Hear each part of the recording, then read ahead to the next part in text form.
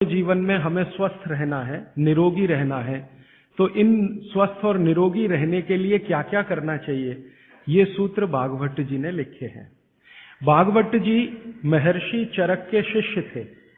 चरक ऋषि का नाम हम सब जानते हैं। चरक ऋषि के वो शिष्य थे और सबसे बेहतरीन शिष्यों में उनकी गिनती होती है, सबसे इंटेलिजेंट माने जाते हैं। चरक ऋषि ने जितना शोध कार्य किया, भागवत जी ने उससे भी ज्यादा किया। 135 वर्ष उनकी आयु रही। 135 वर्ष में लगभग आप समझ लीजिए 18 वर्ष छोड़कर, 18 वर्ष वो ये कहते हैं कि मैं प्राथमिक अध्ययन करता रहा, तो 18 वर्ष छोड़कर बाकी सारे वर्ष उन्होंने बहुत गहन अध्ययन में लगाए। और उन्होंने कोई एक सूत्र लिखा तो उस पर कम से कम 50 से ज्यादा उन्होंने ऑब्जर्वेशंस किए। आज का जो विज्ञान है, जिसको हम आधुनिक विज्ञान कहते हैं, ये पूरा ऑब्जर्वेशन पर आधारित है। ऑब्जर्वेशन को हिंदी में क्या कहते हैं मैम?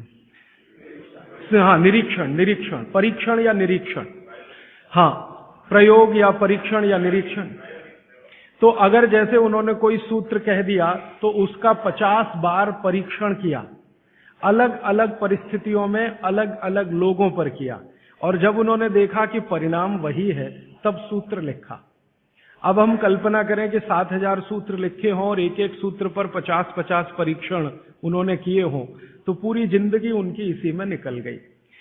महर्षि भागवत बाल ब्रह्मचारी थे। अंतिम समय तक वो ब्रह्मचर्य का ही पालन करते रहे। गृहस्थ आश्रम उन्होंने नहीं जिया, लेकिन वो मानते थे कि गृहस्थ आश्रम बहुत महत्व का है। तो ऐसे महर्षि भागवत के सूत्रों को मैं पिछले 6 साल से पढ़ता रहा, और भारत की आज की जो परिस्थिति है, मैं मानता था और आज भी मानता हूं कि उसमें ये बहुत अनुकूल है। आज हमारे भारत की परिस्थिति ऐसी है, 112 करोड़ लोग इस देश में रहते हैं। इनमें से करीब 75 से 80 करोड़ लोग बीमार हैं। सरकार कहती है कि सिर्फ 30 करोड़ लोग हैं स्वस्थ, बाकी सब हैं बीमार। अलग अलग बीमारियां हैं, वात की बीमारियां हैं, पित्त की हैं, कफ की हैं, और इन बीमारियों का इलाज करने के लिए भारत में कुल मिलाकर 23 लाख डॉक्टर हैं रजिस्टर्ड, जो एमबीबीएस, बीएएमएस और बीएचएमएस तीनों पद्धति के हैं। 23 लाख रजिस्टर्ड डॉक्टर हैं। अगर अनरजिस्टर्ड डॉक्टर भी इसमें मिला दें तो सरकार कहती है लगभग अनरजिस्टर्ड डॉक्टर भी इतने ही हैं, 25 लाख के आसपास। तो कुल मिलाकर हम 50 लाख डॉक्टर मान लें, अनरजिस्टर्ड और रजिस्टर्ड, तो भी मरीजों की संख्या 70 से 80 करोड़ है। एक डॉक्टर एक दिन में अच्छे से अच्छे काम करे तो 30 से ज्यादा मरीज नहीं देख पाता। तो मैंने एक दिन हिसाब लगाया कि अगर 30 व्यक्ति एक डॉक्टर के सुपुर्द कर दिए जाएं तो 50 लाख डॉक्टर हैं। मुश्किल से 1.5 करोड़ लोगों का इलाज हो सकता है, और रोगी 75 से 80 करोड़ हैं। तो भागवत जी एक सूत्र लिखकर चले गए। वो ये कहते हैं कि हर व्यक्ति अपनी चिकित्सा स्वयं कर सकता है, और इस बात को उन्होंने कहा कि 85% चिकित्सा बहुत आसान है, जो कोई भी व्यक्ति स्वयं कर सकता है। 15% चिकित्सा थोड़ी मुश्किल है, जिसमें आपको विशेषज्ञ की मदद की जरूरत पड़ती है। तो मैंने सोचा क्यों ना ये 85% चिकित्सा जो आसान है वो लोगों तक पहुंचाई जाए। इस दृष्टि से ये व्याख्यान श्रृंखला आयोजित की है। यहाँ पर श्रीमती प्रभा देवी जयप्रकाश जी के नाम से चलने वाला एक ट्रस्ट है, उसके मुख्य व्यक्ति मेरे साथ हैं श्री शुभाकांत जी दास, और उनके पुत्र हैं प्रदीप भाई, और उनके सब सहयोगी निरंजन भाई और मेघाणी जी, इन सब ने मिलकर ये आयोजन किया। और मेरे जीवन का ये पहला व्याख्यान है जो मैं इस विषय पर दे रहा हूं। इसके पहले इस विषय पर मैंने कहीं बात ही नहीं की, क्योंकि अभी तक तो मैं अध्ययन ही करता रहा। और ये बात करने का ऐसा हो गया कि एक दिन मैं शोभाकांत जी के घर खाना खा रहा था, प्रदीप भाई के साथ बात हो गई कि क्यों ना इस विषय पे बात किया जाए। तो ऐसे ये तय हो गया अनायास, लेकिन मुझे लगा कि ये शायद सार्थक हुआ। कई लोगों ने मुझे कहा, और खासकर बाबूजी माने शोभाकांत जी ने मुझे कहा कि तुम पुराने भाषण देना बंद कर दो, वो जो पेप्सी कोका कोला वाले और विदेशी स्वदेशी वाले या WTO वाले, ये ही कहो। शायद बहुत लोग ऐसा कहते हैं। अगर ऐसा सबका मन बना तो शायद इस विषय में मैं आगे भी और ज्यादा गहराई से रिसर्च करके बात करता रहूंगा। तो अब तक हमने 3 दिन की व्याख्यानमाला पूरी की है, आज चौथा दिन शुरू हो रहा है। तो कल तक के जितने सूत्र थे वो एक बार मैं आपको दोहरा दूं ताकि आपको याद हो जाए। कल का सबसे पहला महत्व का सूत्र मैंने बोला था कि आप खाना खाने के बाद पानी ना पिए, पानी हमेशा 1.5 घंटे के बाद पिए। कारण मैंने उसका बहुत विस्तार से बताया था, उसमें दोबारा जाने की जरूरत नहीं है। वो पहला सूत्र था कल का। दूसरा सूत्र था कि पानी जब भी पिए तो घूट घूट भर के पिए, एक एक सिप लेकर पानी पिए, जैसे आप गर्म दूध पीते हैं या गर्म चाय या गर्म कॉफी पीते हैं। और उसका कारण भी मैंने आपको समझा दिया था। तीसरा सूत्र है कि आप जब भी पानी पिए तो ठंडा ना पिए, कभी भी ठंडा पानी ना पिए, हमेशा गुनगुना पानी पिए। वैसे जैन दर्शन में इसी को पक्के पानी की कहा जाता है, इसको बात वो बिल्कुल वैज्ञानिक है। भागवत जी भी उसका समर्थन करते हैं। हमेशा गुनगुना पानी पीने की कोशिश करें। आप में से कई लोगों ने सवाल पूछे थे कि गर्मियों में भी क्या गुनगुना पानी पिए। भागवत जी की माने तो गर्मियों में भी गुनगुना पी सकते हैं, लेकिन कोई बहुत तकलीफ आए तो मिट्टी के बर्तन का पानी आप गर्मी के दिनों में 3-4 महीने पी सकते हैं। फिर चौथा सूत्र ये था कल का कि पानी कभी भी पिए तो सवेरे उठते ही सबसे पहले जरूर पिए, माने सुबह की शुरुआत पानी से करें। और उसमें मैंने बताया था कि मुंह का कुल्ला किए बिना वो उठते ही पानी आपको पीना है, क्योंकि रात को जब आप सोते हैं तो जो कुछ भी लार मुंह में बनी है ये बहुत ही कीमती है, इसका औषधीय गुण बहुत है। और जैन दर्शन में इसको अहिंसा के साथ जोड़ा हुआ है, और वो मैंने करके भी देखा है कि सुबह की लार गलती से भी आप किसी चींटी या चींटा या मक्खी पे थूक दो, वो तुरंत मर जाएगा। सुबह की लार अगर आपने गलती से चींटी, चींटा या मक्खी पे थूक दिया, वो तुरंत मर जाता है, क्योंकि उसका औषधीय गुण बहुत प्रबल होता है सुबह सुबह। तो जैन दर्शन ने इसको अहिंसा से जोड़ा, भागवत जी ने इसको शरीर स्वास्थ्य से जोड़ा। तो ये 4 सूत्र मैंने कल आपको बताए थे, ये बहुत फंक्शनल है, ऑपरेटिव। इसके पहले 5 सूत्र पिछले 2 दिनों में मैंने बात की थी। आने वाले शायद एक दिन मैं सब सूत्रों को फिर से रिपीट कर दूंगा ताकि आपको भूलने ना पाए, आसानी से याद हो। अभी मैं आगे बढ़ता हूं। कल के सूत्र को आगे बढ़ाते हुए मैं एक सूत्र आपके सामने रख कहता हूं। भागवत जी कहते हैं बहुत गहरी बात। वो ये कहते हैं, ये साध्वी जी हैं, इसलिए मुझे आज कहना बहुत उपयोगी भी लग रहा है इस सूत्र का। मैं सोचा था कि कल कहूंगा, लेकिन आज कह रहा हूं। भागवत जी कहते हैं कि जब आप भोजन करें कभी भी, तो भोजन का समय थोड़ा निश्चित करें। भोजन का समय निश्चित करें, ऐसा नहीं कि कभी भी कुछ भी खा लिया। हमारा ये जो शरीर है ये कभी भी कुछ भी खा लेने के लिए नहीं है। इस शरीर में जठर है, मैंने आपसे कहा, उसमें अग्नि प्रदीप्त होती है। तो भागवती जी कहते हैं कि जब जठर में अग्नि सबसे ज्यादा तीव्र हो, उसी समय भोजन करें, तो आपका खाया हुआ एक एक अन्न का हिस्सा पाचन में जाएगा और रस में बदलेगा, और रस में से मांस, मज्जा, रक्त, वीर्य, मल, मूत्र, मेद और आपकी अस्थियां, इनका विकास होगा। तो कभी भी कुछ ना खाएं। ये पद्धति भारत की नहीं है, ये यूरोप की है। यूरोप में डॉक्टर्स हैं, वो हमेशा कहते हैं कि थोड़ा थोड़ा खाते रहो, कभी भी खाते रहो। हमारे यहां ये नहीं है, थोड़ा थोड़ा खाते रहो, कभी भी खाते रहो। आपको दोनों का अंतर समझाना चाहता हूं। भागवत जी कहते हैं कि खाना खाने का समय निर्धारित करें, और समय निर्धारित होगा उससे जब आपके पेट में अग्नि की प्रबलता हो, जठर अग्नि की प्रबलता हो। भागवत जी ने इस पे बहुत रिसर्च किया, और वो कहते हैं कि 1.5-2 साल के रिसर्च के बाद उनको पता चला कि जठर अग्नि कौन से समय सबसे ज्यादा तीव्र होती है। जठर अग्नि कौन से समय सबसे ज्यादा तीव्र होती है? तो वो कहते हैं कि जब सूर्य का उदय होता है, सूर्य का जब उदय होता है, तो सूर्य के उदय होने से लगभग 2.5 घंटे तक जठर अग्नि सबसे ज्यादा तीव्र होती है। सूर्य के उदय होने से, सूर्य का उदय होना आप चेन्नई के हिसाब से सोच लीजिए, मान लीजिए 7 बजे, तो 7 बजे से लेकर 9:30 बजे तक जठर अग्नि सबसे ज्यादा तीव्र होगी। हो सकता है यही सूत्र अरुणाचल प्रदेश में मैं बात करूं तो वो 4 बजे से 6:30 का समय आ जाएगा, क्योंकि अरुणाचल प्रदेश में सूर्य 4 बजे निकल आता है। अगर मैं सिक्किम में बात करूंगा तो और 15 मिनट पहले हो जाएगा, और यही बात अगर मैं गुजरात में जाकर करूंगा तो आपसे समय थोड़ा भिन्न हो जाए। तो सूर्य के साथ इसको ध्यान रखें। तो सूर्य का उदय जैसे ही हुआ, उससे अगले 2.5 घंटे तक जठर अग्नि सबसे ज्यादा तीव्र होती है। तो भागवत जी कहते हैं कि इस समय सबसे ज्यादा भोजन करें, इस समय सबसे ज्यादा भोजन करें।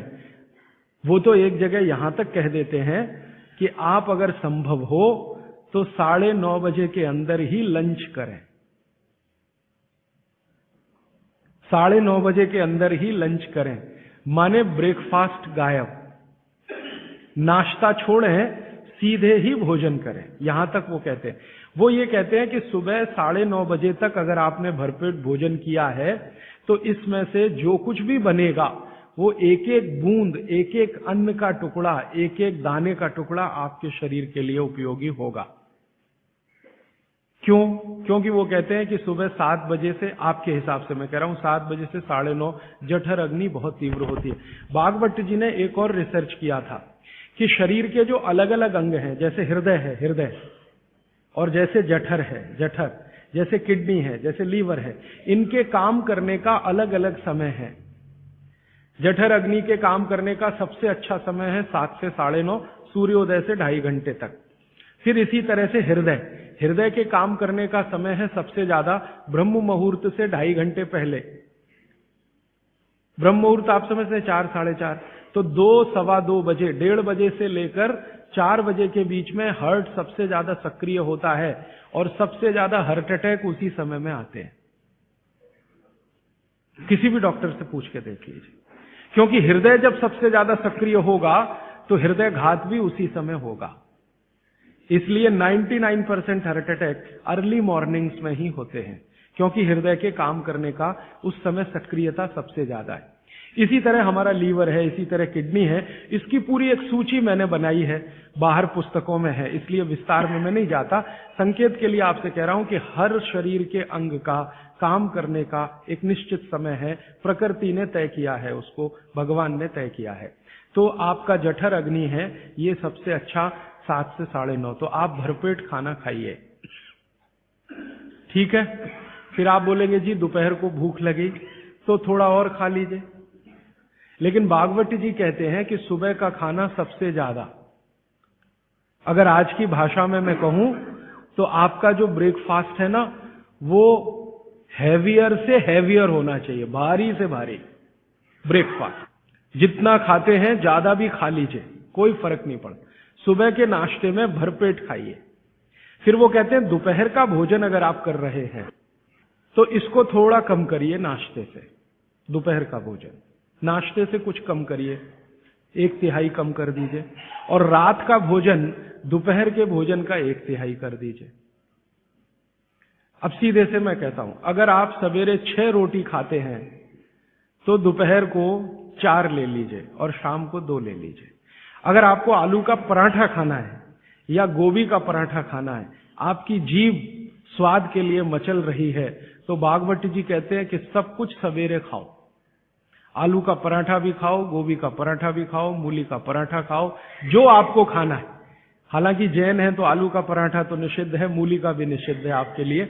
फिर अगर जो जैन नहीं है उनके लिए आपको जो ज्यादा अच्छा लगता है खाने में, मैं आपको एक वाक्य में कहता हूं, जो चीज सबसे ज्यादा पसंद है वो सुबह खाओ। रसगुल्ला पसंद है तो सुबह खाओ, रबड़ी खानी है तो पसंद है तो सुबह खाओ, जलेबी खानी है तो सुबह खाओ, इमरती खानी है तो सुबह खाओ। जो भोजन आपको सबसे ज्यादा पसंद है वो सुबह खाओ, पेट भर के खाओ। वो ये कहते हैं कि इसमें छोड़ने की जरूरत नहीं है, पेट भर के खाओ तो पेट की संतुष्टि हुई, मन की भी संतुष्टि होती है। और भागवत जी कहते हैं कि भोजन में मन की संतुष्टि पेट की संतुष्टि से ज्यादा बड़ी है। मन हमारा जो है ना, ये खास तरह की वस्तुओं से या हार्मोन से या एंजाइम से संचालित है। मन को आज की भाषा में डॉक्टर्स लोग जो गिनते हैं ना, हालांकि वो है नहीं, लेकिन उन्होंने जो कहा है वो पीनियल ग्लैंड के बारे में है। ये जो पीनियल ग्लैंड है ना, इसमें से बहुत सारा रस निकलता है, जिनको हम हार्मोन्स कह सकते हैं, कुछ एंजाइम्स हैं। ये संतुष्टि के लिए सबसे आवश्यक ग्लैंड है, पीनियल ग्लैंड। तो भोजन अगर आपको तृप्त करता है, भोजन में एक तो पेट भरना है और एक तृप्त होना, तृप्त करेगा तो पीनियल ग्लैंड आपकी सबसे ज्यादा सक्रिय है, तो जो भी रस और एंजाइम चाहिए शरीर को नियमित रूप से समान अंतर पे निकलते रहते हैं। और जो भोजन से तृप्ति नहीं है तो गड़बड़ होती है पीनियल ग्लैंड, और पीनियल ग्लैंड की गड़बड़ी पूरे शरीर में पसर जाती है और आपको तरह तरह के रोगों का शिकार बना दे। अगर आप तृप्त भोजन नहीं कर पा रहे हैं तो निश्चित रूप से 10-12 साल के बाद आपको मानसिक क्लेश होगा और रोग होंगे। मानसिक रोग बहुत खराब है, आप सिजोफ्रेनिया के शिकार हो सकते हैं, डिप्रेशन के शिकार हो सकते हैं, आपको कई ऐसी गंभीर बीमारियां हो सकती हैं।